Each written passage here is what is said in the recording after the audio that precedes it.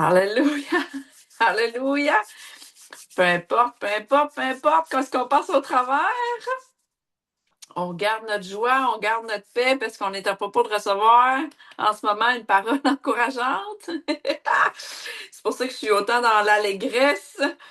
Là où il y a la présence du Seigneur, il y a la joie. Et notons, on dit la joie, pas seulement la joie, l'allégresse. Et l'allégresse, c'est quelque chose qui est exprimé, on est joyeux au point que tout le monde le sait. Parce que c'est voyant, tu l'entends, tu le vois, c'est exprimé. Alors, je veux vous dire que quand la présence de Dieu est là, il y a toujours l'allégresse qui vient avec. Il y a toujours, l'apôtre Ada disait ce soir, overjoy. Ça veut dire une joie débordante, inexprimable, inexplicable, mais c'est là, ça déborde. Parce qu'aujourd'hui, on a commencé le Viens et obtiens ton miracle. Moi, je peux te dire dans l'atmosphère que je suis en ce moment, que nous sommes. Je veux dire merci à Pasteur Linda d'être là live avec moi. Dans l'atmosphère que nous sommes en ce moment, que je suis, qu'on vient d'avoir sur le Zoom, il y a tous les miracles sont là. Prends qu'est-ce que tu as besoin ce soir, cet après-midi, ce matin, peu importe. Prends ce que tu as besoin. Prends ce que tu as besoin.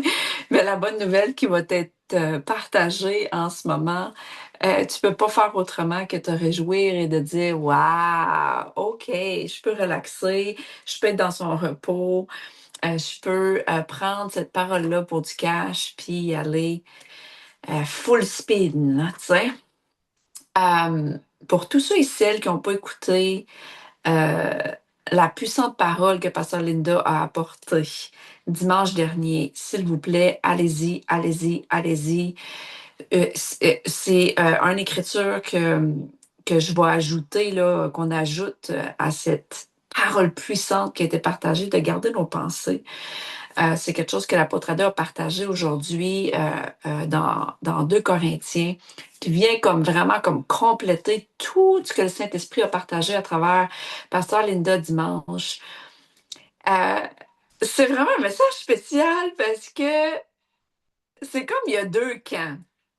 Ça, c'est quelque chose que l'apôtre Ada partageait dimanche à New Jérusalem, à Sainte-Augustine. Tu as 2 camps dans la vie, tu sais. Tu as le camp du diable, puis tu as le camp de Dieu, tu sais.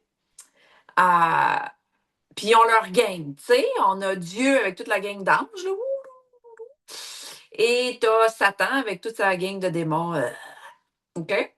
À chaque fois que tu ouvres la bouche, à chaque fois que tu as une pensée que tu n'as pas pris soin, premièrement, là, parce qu'il y a des pensées qu'on ne prend pas soin. Si tu ne prends pas soin de tes pensées, ils descendent dans le cœur. C'est pour ça que dans les proverbes, ils disent de garder la parole autour de ton cou. Ça veut dire qu'on veut s'assurer que les pensées qu'on a descendent pas dans le cœur. Parce que dans le moment qui est dans le cœur, tu vas vouloir le dire. Puis des fois, les gens, moi, ce que j'ai remarqué, même pour moi-même, je peux pas le dire, mais avoir le goût de le dire. Là, si j'ai le goût de le dire, ou je fais un soupir, ou j'ai une attitude de non-verbal, je le dis pas, mais je peux m'auto-m'examiner et déjà savoir que c'est dans mon cœur. Et là, quand c'est dans le cœur, puis ça, c'était le message d'aujourd'hui, garde ton cœur. Une fois que c'est dans le cœur, ben là, tu as besoin d'un meeting avec Jesus, avec Jésus, notre beau sauveur, puis tu as besoin d'avoir un meeting bien rapide en prière, de te mettre à genoux, mettre face contre terre, fais ce que tu as à faire, mais déracine ça, puis vite. Puis comment on le déracine? On garde ça simple. L'apôtre Ada l'a clairement dit ce soir, on ouvre notre bouche, puis on déplore la parole. Au contraire de la mauvaise herbe qu'on a laissé planter dans notre cœur parce qu'on n'a pas pris soin de la pensée. Donc, c'est bien simple de le déraciner. Mais c'est important que notre jardin reste clean, clean, clean. Donc, Le message est vraiment spécial parce que on parle de la volonté du diable, de la volonté du diable et la volonté de Dieu. Parce que dans la Bible, c'est clairement écrit dans Ésaïe 14, c'était quoi la volonté de Satan? Puis merci Seigneur que Dieu avait un plan. Il n'a pas gagné. Il a misérablement perdu la game.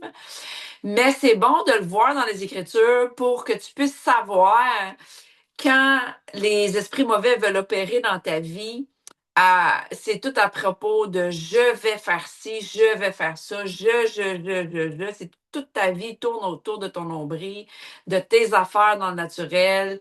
Tout ton planning est planifié pour le moi. Puis là, je vais le lire rapidement dans Ésaïe 14, versets 12 à 15. Voici la volonté de Satan. Puis là, c'est écrit. C'est le prophète Ésaïe qui voit ça dans l'esprit d'avance. Comment es-tu tombé du ciel, ô Lucifer, fils de l'aurore? Parce que pour votre compréhension, peut-être pour ceux qui sont nouvellement dans le Seigneur, Lucifer, il était un ange super adorateur, un grand adorateur dans les cieux. Il a pas toujours été le diable, il était un ange qui servait Dieu au début. Et Dieu le kickait out. Là, c'est écrit. Comment as-tu été abattu à terre? Bon, on le sait déjà d'avance que le diable a perdu. Alléluia. Toi qui affaissais les nations. Car tu as dit dans ton cœur, puis là, c'était le point. Tu as dit dans ton cœur. Là, ça, c'est Satan qui se disait dans son cœur.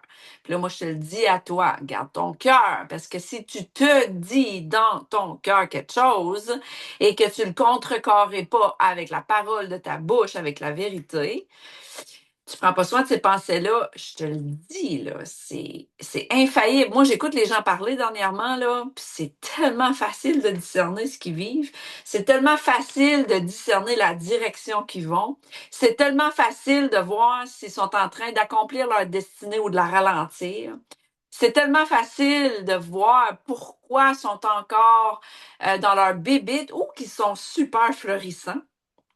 Puis ça, là, c'est une loi spirituelle qui marche même dans les non-croyants. Des fois, j'écoute des non-croyants dans leur speech, puis c'est comme, wow, ils s'en allent à quelque part, tu sais. Puis ça l'arrive. Donc, là, au verset 13, c'est très clair. Car tu as dit dans ton cœur, je monterai au ciel. Tu vois le je, là. J'élèverai mon trône. Là, c'est toute sa volonté. Lui, il voulait élever son trône. Il voulait monter au ciel. Au-dessus des étoiles de Dieu, dont il se pensait mieux que Dieu. Puis là, après ça, encore le je. Je siégerai sur la montagne de l'assemblée aux extrémités du nord. Je monterai au-dessus des hauteurs des nuages. Là, vous voyez toute la volonté de Satan. Là. Ça continue. Je serai semblable au Très-Haut. Lui, il voulait être vraiment égal à Dieu. Il voulait tout contrôler. Lui, il s'est dit, garde, moi, j'ai une meilleure idée. Je vais être comme lui, puis that's it. Ça, c'était sa volonté. Verset 15. Mais tu seras précipité dans le séjour des morts, dans les profondeurs de la fosse. D'autres versions disent dans le pit de l'enfer. Alors, on le sait que Satan il est terminé dans le pit de l'enfer. Donc, moi, je suis ici pour te dire, essaie pas de faire ta propre petite volonté. Tu vas perdre contre Dieu. Misérablement. Je te souhaite pas le pit de l'enfer, mais ça, c'était la volonté de Satan, puis il a été kické out. Alors, Satan avait une volonté. Jésus l'a vu tomber comme un éclair. Ce qu'on voit là dans Ésaïe, là, Jésus nous le dit, ça, j'ai pas sorti la référence là-dessus, mais Jésus le dit, j'ai vu Satan tomber comme un éclair. Puis, et, en passant, il s'est jamais relevé de là. Il l'a vu tomber comme un éclair, c'était à ce moment-là. Ça a été aussi rapide que ça, en une seconde. Dieu l'a kické out, il est tombé comme un éclair, puis il s'est plus jamais relevé de là. Et c'est lui qui cause en ce moment le chaos avec tous les gens qui se rebellent contre Dieu en ce moment. J'ai fait 2 vidéos durant mon voyage. Dernièrement, j'ai fait un voyage missionnaire spécifique dans une région la semaine dernière. Et sur ma route, j'ai eu des rencontres avec des gens. En tout cas, j'ai fait 2 vidéos, un français-anglais, un en français et un en anglais, euh, qui parlent justement qu'on ne va pas s'en sortir si tu n'acceptes pas le Seigneur. Moi, je te le dis, là, si tu es là dans ta propre petite volonté, puis tu penses que tu l'as l'affaire, puis que tu vas être correct sans Jésus, tu te trompes royalement. Le monde en ce moment, il va pas en s'améliorant. Ben, merci Seigneur qu'il y a encore des miracles, des signes et des merveilles. Il y en a des beaux qui ont été partagés ce soir. Parce que là, ce que je t'ai à propos, là, je vais lire un verset à propos encore de garder son cœur. Puis après ça, on tombe dans la bonne nouvelle de l'encouragement que l'apôtre Ada voulait nous amener ce soir. Et dans le milieu, je peux vous faire une capsule, témoignage que Pasteur Linda a partagé. En fait, veux-tu partager pour les 2 miracles, Pasteur Linda? Vas-y, partage les 2 beaux témoignages, un témoignage sur elle-même et sur quelqu'un d'autre. D'accord. Premier témoignage, c'est sur moi. J'ai, j'ai, je m'étais blessée à l'épaule là, un couple de semaines. Puis je faisais des exercices régulièrement pour renforcer mon épaule. Puis hier, pas plus tard qu'hier, l'apôtre Catherine me demande comment va ton bras. Puis là, je réalise que la veille, j'ai réalisé que ça faisait une couple de jours que je faisais pas d'exercice, puis je pouvais bouger mon bras comme je voulais. Alléluia! Ça, je sais que c'est mon papa parce que avec la blessure que j'ai eue, euh, je sais que ça n'aurait pas été rapide comme ça sans Dieu. Amen. Amen. Amen. Puis le deuxième, c'est hier, j'étais dans une activité, puis une personne que je connais pas vraiment. On s'est rencontrés aux toilettes, puis elle s'est mise à me partager qu'elle avait mal au bras. Puis moi, je fais ni un ni deux. Écoute, est-ce que tu me permets de prier pour ton bras? Puis là, elle fait comme OK. Puis là, en fait, je ne prierai pas, je vais juste déclarer la guérison sur ton bras, puis ça va venir. Fait que je déclare la guérison en posant ma main sur son épaule. Puis j'enlève ma main, puis là, j'ai dit allez, bouge ton bras. Puis là, elle me regarde. Oh, bouge! Mets-les en action. Fais quelque chose que tu pouvais pas faire. Fait qu'elle s'est mise à lever son bras d'un coup, puis elle arrêtait pas de le monter, le descendre, puis ah! Elle savait Amen. que j'étais plus là, puis elle m'a témoigné qu'elle a senti la chaleur de ma main. Puis là, ben, j'ai pu partager un peu par rapport à Jésus. Voilà, un autre gros Amen. miracle que Dieu a fait. Merci Seigneur. Amen. Amen. Thank you. Amen. Merci. Merci de partager. Je trouvais ça important que ce soit toi, que ce soit ta voix qui partage. Hallelujah. Mais c'est Merci tellement Seigneur. encourageant.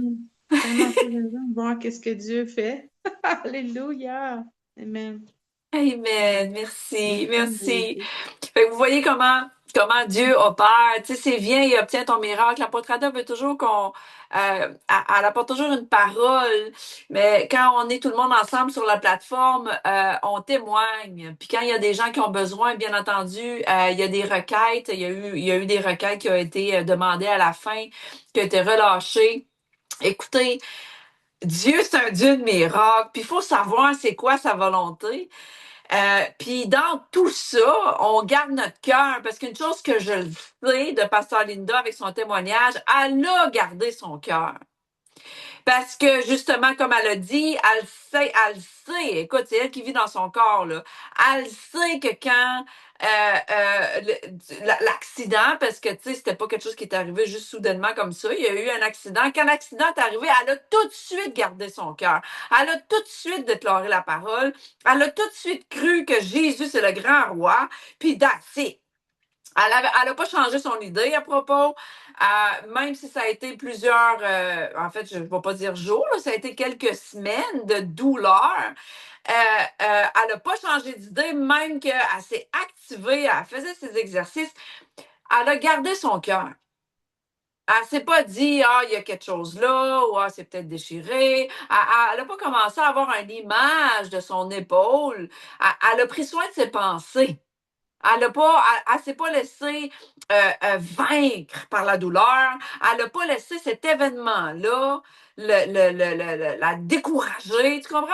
Fait que tout ça pour dire, dans 2 Corinthiens 10, versets 3 à 6, puis ça, on vous le dit et on vous le redit, et moi, je suis hyper content de le relire juste pour moi-même aujourd'hui, là, parce que c'est une vérité pas qu'on doit, mais qu'on a besoin par le Saint-Esprit d'avoir de la lumière, de plus en plus, de gloire en gloire. À chaque jour, s'il faut que tu la relises, ça, jusqu'à temps que tu deviennes tellement discipliné dans tes pensées. Si tu as besoin de relire ces versets-là pour garder ton cœur dans toutes choses, il y a des territoires qu'on a plus que d'autres. Mais exemple, moi, ce territoire-là, comme Pasteur Linda, je l'ai, ce territoire-là. Ma santé divine, il n'y a pas personne qui y touche. Si je me fais mal à quelque part, that's it, c'est pas ça qui va arriver. Puis c'est rapide, ma restauration. Je me rappelle pas la dernière fois que je me suis fait mal. Oh. Je pense que c'était un épaule, moi aussi. Je pense que c'était l'hiver dernier. En tout cas, je glissais avec les enfants, puis je suis tombée sur l'épaule, puis j'ai entendu le crack. Puis ça, c'est pas un très bon signe quand t'entends quelque chose craquer. Oh, tabarouette, que ça avait fait mal! Puis là, ça me descendait jusque dans le milieu du dos, la douleur. En tout cas, j'étais tout coincée. Puis, instantanément, Dieu m'a guéri parce que j'ai fait No way, that's it. Puis, puis, tu vois, la façon de Dieu, la façon qu'il fonctionne, il est comique parce que j'ai eu quelqu'un qui m'a dit Hey, tu sais, je vois que tu tournes mal ton cou, as-tu besoin d'un massage? Puis la personne, elle m'avait juste fait un petit affaire, un petit massage de 5 minutes, puis tout a disparu instantanément. C'était vraiment surnaturel. Anyway. Fait qu'on a des territoires qu'on a. Ce territoire-là, on l'a. Fait que c'est pour ça que c'est facile pour nous de venir en accord et de déclarer que les gens soient guéris. Ça a été facile pour Pasteur Linda parce que dans ses pensées, elle est claire sur la volonté de Dieu. Elle est claire sur son identité. Donc, si quelqu'un arrive, en plus avec le même problème, check le setup de comment Dieu est bon. Dieu, il fait juste comme, tu sais quoi? Je vais envoyer quelqu'un tout de suite le lendemain avec un problème à l'épaule. Pourquoi? Pour glorifier son nom. Pas pour dire, oh, on l'a l'affaire, on l'a notre territoire, nous, on les a, les révélations. Non, c'est pas ça l'affaire. On est content de les avoir, ces révélations-là, mais c'est à propos des âmes. C'est à propos de toi qui nous écoute en ce moment, que si tu as une douleur, on relâche la guérison dont Jésus-Christ maintenant. Que ce soit une douleur à l'épaule, dans les genoux, dans ton dos, dans ton cou, dans tes jambes. Si tu as un problème dans ton sang, du diabète, peu importe la maladie, si ça a un nom, Dieu, Jésus-Christ est le nom dessus de tous les noms, de tous les diagnostics que tu as pu recevoir. On le déclare et on le décrète et tu reçois maintenant, viens et obtiens ton miracle, la guérison, that's it, that's all. Partage cette vidéo-là. On fait confiance, on le connaît, notre Dieu. Quand tu connais ton Dieu, puis que tu connais qui tu es, ça devient vraiment facile d'être discipliné dans tes pensées. Parce que tu as détruit les mensonges. Tu le sais quand Satan il vient avec sa volonté, là, le je, là, puis qu'il te souffle un mensonge dans l'oreille. Puis c'est très clair dans 2 Corinthiens 10, 3 à 6. C'est écrit, car bien que nous marchions dans la chair, oui, on est dans ce corps-là, on marche par l'esprit, on est dans ce corps de chair, nous ne menons pas le combat selon la chair.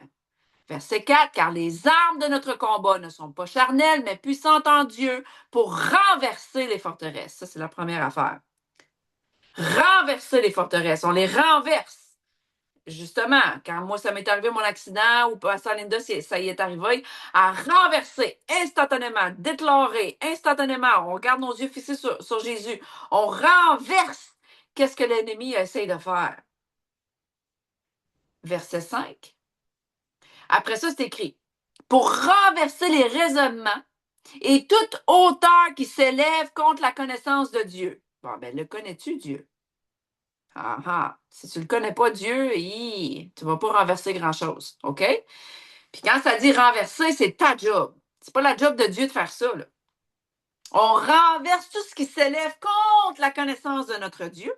Puis après ça, là, vous voyez, là, c'est la portion la plus importante que l'apôtre Ada a partagée ce soir afin de garder notre cœur pour amener toute pensée captive à l'obéissance de Christ. On connaît notre Dieu, on connaît qu'est-ce que Christ Jésus a fait la croix. Donc, on apporte tout ça à l'obéissance. C'est-à-dire qu'on les laisse pas errer, là, comme des petits squatteurs. Tu sais, je pense, j'ai comme une image d'un immeuble, là, puis tu as du monde qui squatte dedans, là. Puis ça, c'est ton immeuble, là. Puis eux autres, ils ont trouvé un petit crack de fenêtre, là, puis ils sont rentrés dans ton immeuble, puis là, ils sont rendus qu'ils dorment là, là. Ils ont apporté leurs oreillers, leurs sleeping bags. Puis là, ben, ils ont apporté leur ami, hein, parce que les petites pensées, ils viennent pas tout seuls, hein. Parce que si tu l'entretiens, cette petite pensée-là, elle fait des petits amis. Puis là, ben, finalement, ta maison est pleine de squatteurs, d'étrangers. Puis là, ils se mettent à mettre de la bouffe dans le frigidaire, ils se mettent à saler à ta maison. Puis là, tu te retrouves que ta maison est plus en ordre. Gardons notre maison en ordre. Gardons nos cœurs. Amen. Facile. Verset 6. Après ça, ça dit pour être prêt à punir toute désobéissance lorsque votre obéissance sera accomplie. Ben, c'est sûr, il faut que tu vis une vie avec un désir d'obéir. Est-ce que tout le monde est parfait? On le sait que non. Mais on le sait que le sang et la miséricorde de Jésus nous couvrent chaque matin. Mais il faut avoir un désir de marcher dans l'obéissance. Si tu es vraiment comme, comment je pourrais dire, euh,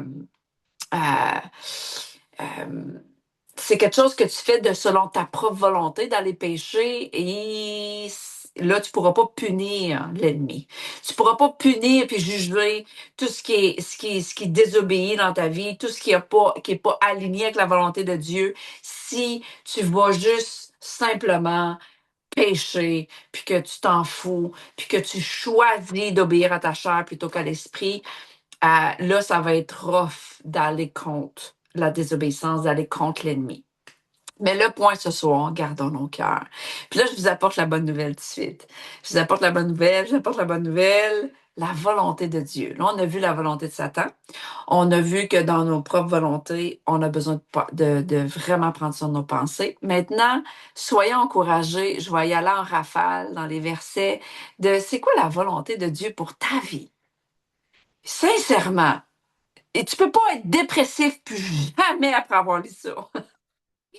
Si tu as une petite tendance là, d'avoir ces esprits-là d'oppression là, qui veulent te rendre dépressif, triste, puis penser que la vie est pas cool, là, moi je te le dis, là, lis ça tous les jours, plusieurs fois par jour, là, c'est ta médication, là, c'est ton antidépresseur. Dans Ésaïe 41, verset 10, je sais que la volonté de notre grand Dieu. Il nous dit, ne crains rien, car je suis avec toi. Tu vois, là, sa volonté, c'est d'être avec toi. Après ça, il dit encore, ne t'effraie pas, car je suis ton Dieu. Puis là, check sa volonté ensuite. Je te fortifierai. C'est sa volonté de te donner la force. Puis quand tu crois ça, là, peu importe ce que tu passes au travers dans la vie, tu le sais qu'il va te fortifier. Puis là, après ça, c'est écrit, oui, je t'aiderai. Oui, je te soutiendrai de ma main droite juste. Alléluia! Tu vois-tu la bonne nouvelle là-dedans? C'est sa volonté de te soutenir. C'est sa volonté de t'aider. Donc, je m'excuse, là, mais détruis les mensonges quand tu sens qu'il n'y a plus rien à faire avec toi, que tu es sans aide, que tu n'es pas soutenu, que tu sens que tout le monde t'a abandonné.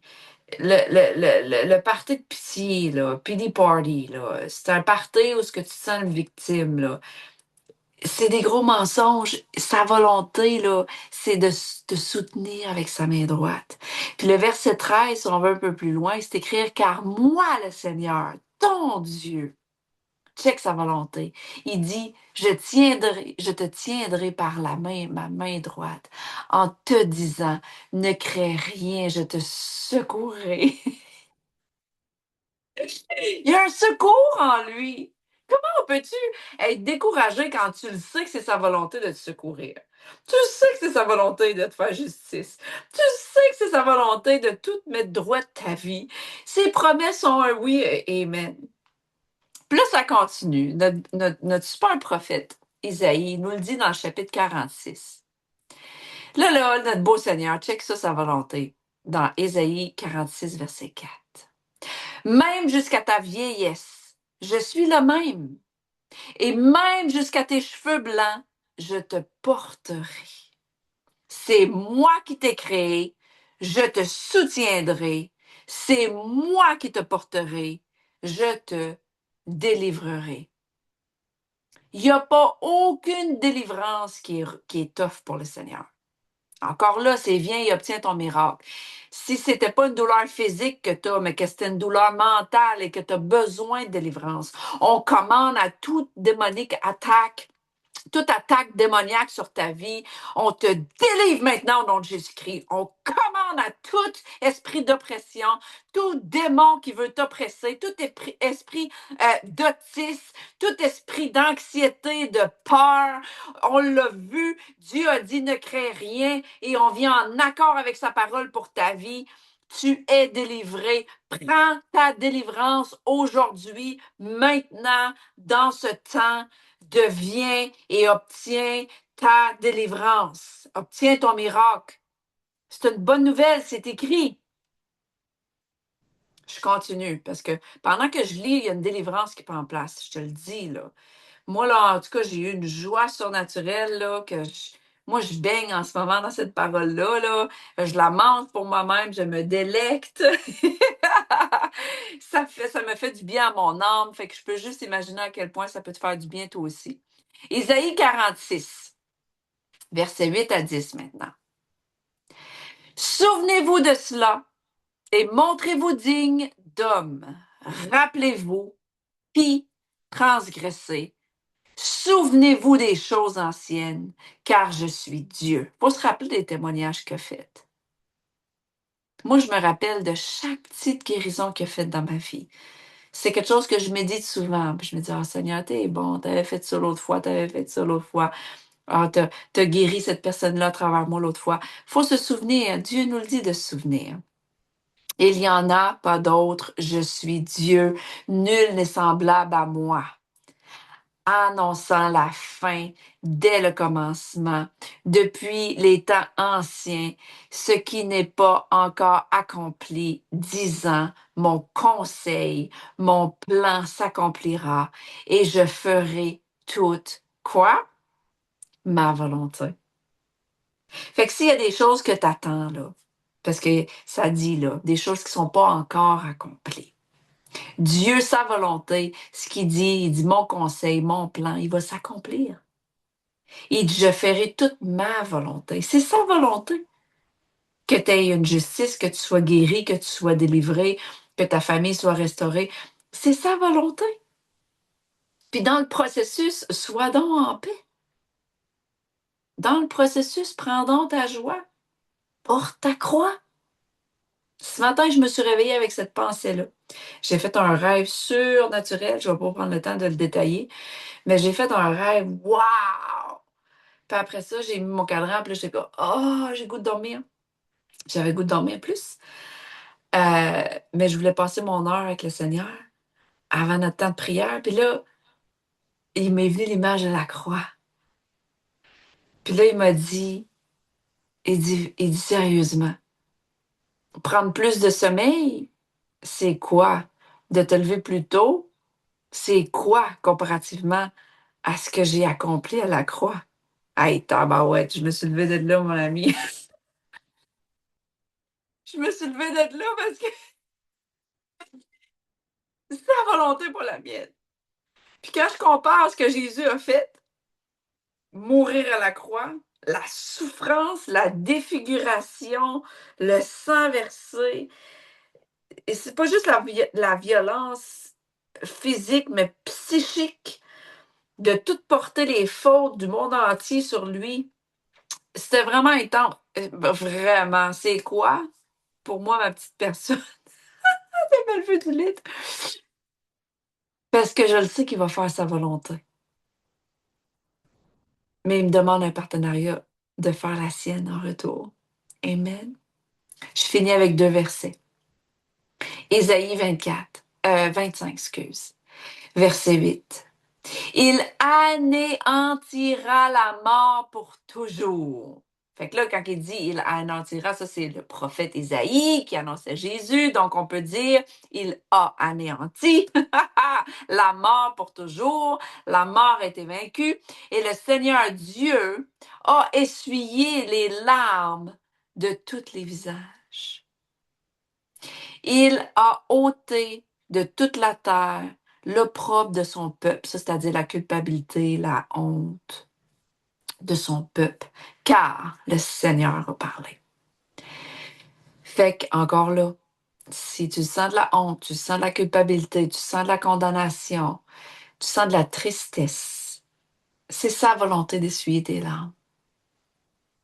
Il l'a fait à travers Jésus. Prends-les.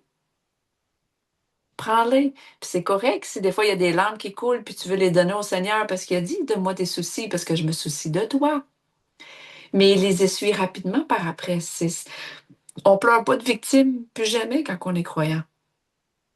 On pleure pour un soulagement par moment parce qu'il y a des choses qui arrivent et ça fait de la peine.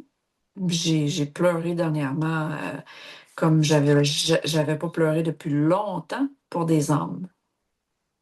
Puis pour le désastre dans la vie de certaines personnes que j'aime, le désastre de ce monde qui souffre.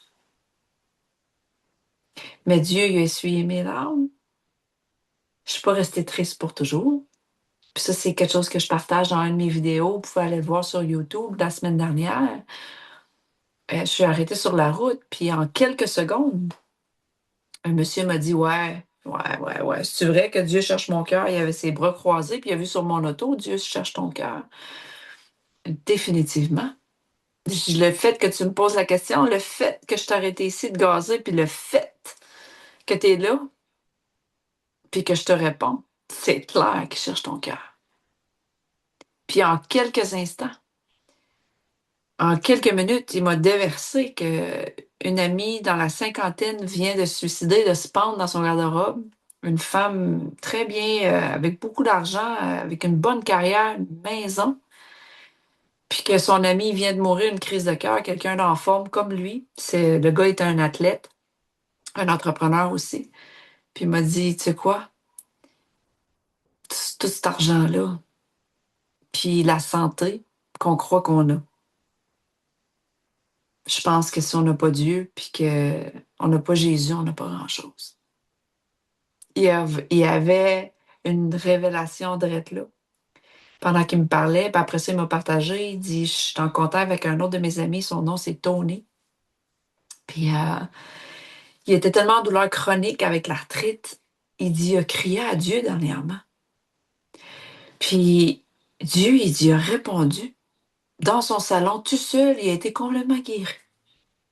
Puis il dit là, il dit, depuis ce temps-là, il va à l'église, mais il dit, ici, on n'a pas des églises évangéliques comme, il dit, comme vous autres, vous avez, là. Il dit, toi, tu dois être protestante. En tout cas, il me voyait comme une protestante. Je dis, je proteste pas rien, je suis pas protestante, là. Je suis une croyante en Jésus, tout le monde est les bienvenus, on n'a pas de dénomination, mais j'ai dit, tabarouette, j'ai dit, tu le vois-tu comment Dieu cherche ton cœur? Justement, un ami qui vient, puis là, lui, il va à l'église catholique, à cette heure, le gars. Parce qu'il n'y a pas malheureusement encore d'hommes et de femmes de Dieu dans cette région-là, à Caplan, au Québec, dans cette ville-là, pour démontrer les signes, miracles et merveilles, prendre d'assaut, puis d'avoir des croyants solides avec un mindset du royaume. Tu sais. Tout ça pour dire, Dieu veut essuyer les larmes des gens. Est-ce que tu es prête à faire partie de cette mission-là? Est-ce que tu es prête à aller essuyer les larmes des gens, à les guérir, à les délivrer? Parce que Dieu s'attend à nous. Il s'attend à nous. Puis dans Hébreux 13, verset 5, ça nous dit qu'il ne va jamais nous abandonner. C'est écrit, gardez-vous de l'amour de l'argent et contentez-vous de ce que vous avez. Car il dit, je ne vous délaisserai point et je ne t'abandonnerai point. Dieu ne va jamais nous abandonner, il ne va jamais nous délaisser. Puis il y a des gens en ce moment qui attendent des réponses. Ce gars-là, il attendait une réponse. Parce qu'il était vraiment triste de son ami qui s'est suicidé, que son autre ami d'une crise de cœur. Puis c'est des gens dans la cinquantaine, là, jeunes, trop jeunes pour mourir. Pourquoi? Parce que nous, on se tient pas dans la parole, puis on croit pas la bonne nouvelle, puis on n'est pas prête à dénier notre vie pour partir en mission. On a besoin de se réveiller. Mais pour se réveiller, il faut d'abord que tu acceptes la belle nouvelle que je te partage. C'est une bonne nouvelle. Sois encourageux. Relis-les, ces versets-là. Puis là, peut-être tu te dis, ouais, mais moi, c'est pas de même que je file. Mais change-les tes feelings avec tes pensées. Ça marche. La psychologie de ce monde l'utilise. C'est une loi spirituelle. Tu es, qu'est-ce que tu penses? Et tes émotions viennent jamais en premier. Jamais, jamais, jamais ils vont venir en premier. Tes émotions, c'est toujours une pensée, après ça, l'émotion. Fait que garde ça simple. Relis les versets, baigne dedans, imprime-les, mets-les dans ton frigidaire, sur ton frigidaire, dans ton auto, mets-les sur ton téléphone. Prends d'assaut ta vie spirituelle parce que le monde attend pour la belle solution qu'on a. C'est viens et obtiens ton miracle. Veux-tu faire partie de ceux qui relâchent des miracles comme Pasteur Linda a relâché hier sur la personne, soudainement et rapidement, dans un croisement de regards et de quelques mots avec un étranger, dans la salle de bain? C'est rapide comme ça que Dieu peut tourner la vie de quelqu'un qui n'a jamais rencontré quelqu'un qui ressemblait à Jésus. Puis la bonne nouvelle peut être partagée instantanément et la vie de cette personne-là ne sera plus jamais la même. Veux-tu faire partie de cette équipe-là? Tu es le bienvenu. Puis si tu n'as jamais accepté Jésus comme ton sauveur, fais-le, puis tout de suite, il y a une urgence. C'est pas, ah, je vais attendre demain ou ah, j'ai besoin de plus d'informations. Sincèrement, là, attends pas que Jésus revienne parce que il va être trop tard. Puis tu vas pas y arriver si tu y acceptes pas. Puis je te le dis et le redis, c'est impossible avec ce qui s'en vient sur cette planète que tu vas être capable de survivre sans Jésus. Je suis très confiante là-dessus. J'en ai besoin et sache que tu en as besoin. Amen. Alors voilà, c'est tout ce que j'avais pour la traduction. Je regarde encore un peu mes notes. C'était vraiment ce que Dieu voulait nous communiquer à travers notre leader. Je veux remercier sincèrement du plus profond du cœur l'apôtre Ada. Amen. Je veux remercier Dieu. Amen en premier parce que c'est lui qui l'a mis sur ma route. Amen. En 2016, dans un beau temps d'hiver où il faisait extrêmement froid, où j'avais pas le goût de me lever de mon lit. Parce que j'ai été invitée pour la rencontrer à Montréal-Nord, directement de la Floride. Quand Dieu m'a dit, t'es bien mieux de te lever de ton lit puis vite, et j'ai obéi. Puis une chance que j'ai obéi parce que me voici 10 ans plus tard. 10 ans plus tard devant vous, avec toujours en service pour mon roi Jésus à travers ce ministère-là. Amen. Alors, je vous remercie. Merci, Pasteur Linda, d'avoir partagé. Merci pour les témoignages. Je suis vraiment dans la gratitude. Dieu fait des grandes choses. J'ai pas partagé beaucoup de témoignages la semaine passée, mais il y a un témoignage, même dans le côté académique, si tu cherches au niveau académique, Dieu va te donner une intelligence surnaturelle. On a un apôtre en Afrique, dans le Nigeria, qui a une intelligence surnaturelle en ce moment qui surpasse tous les élèves de sa classe. Puis ça faisait des années, lui, qui n'avait pas été à l'école, là. C'est juste tout d'un coup, il obéit au Saint-Esprit d'aller à l'université de faire son bac. Et puis ça, c'est en train d'y ouvrir des portes au niveau de l'immigration. Peu importe c'est quoi ton besoin. Il y a des belles choses qui se passent, il y a des beaux témoignages. Oui, il y a le chaos dans ce monde, mais Jésus, il est là. Puis il établit ses miracles à travers nous. Amen. Fait que je vous aime fort. Merci d'avoir été là. Merci d'avoir écouté. Puis, on se revoit bientôt, j'espère. Téléphonez-nous, écrivez-nous. On est là pour vous autres. OK. À bientôt. Bye.